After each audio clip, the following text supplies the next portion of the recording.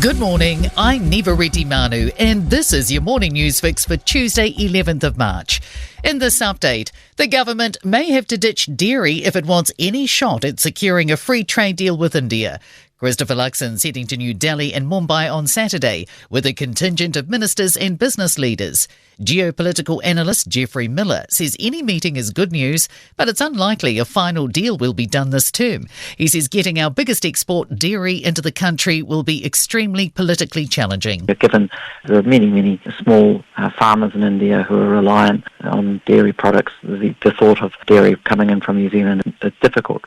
The Northland business community is holding out for a new expressway. The government's announced the first stage of the Northland Expressway from Warkworth to Te Hana will be open for offers at this week's Infrastructure Investment Summit.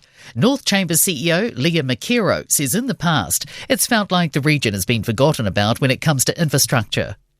Insurance companies are fielding growing claims caused by road rage. A national survey from AA Insurance suggests half of Kiwis think it's increased in the past year. It says tailgating is one of the most common road rage behaviours, with more than 15,000 claims made for vehicles in rear-end collision in the past 12 months.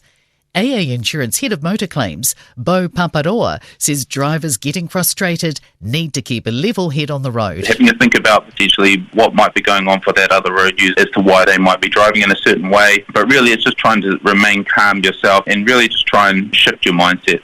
The Māori economy is becoming more diverse and shifting towards higher skilled sectors. A Ministry for Business, Innovation and Employment report shows the Māori asset base has grown from $69 billion in 2018 to $126 billion in 2023.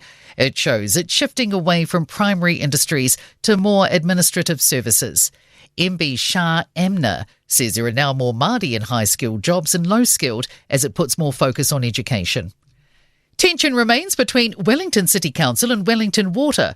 A special meeting was held yesterday for Board Chair Nick Leggett to front up to disappointed mayors after revelations the company was potentially wasting millions of dollars on contracts. Wellington Mayor Tori Whānau, who has called for Leggett's resignation, says she wants to debate the issue further at another meeting on Friday. The relationship between Wellington City Council and Wellington Water has always been tense, and we've seen a lot of that play out over the last week. Speaking of special meetings, Whangarei District Council is holding a surprise closed-door meeting this morning to discuss fluoridating its water.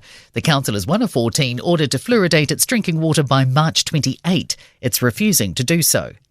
In sport, All Blacks utility back. Braden Ennor has been linked with a move to French top 14 rugby side Perpignan.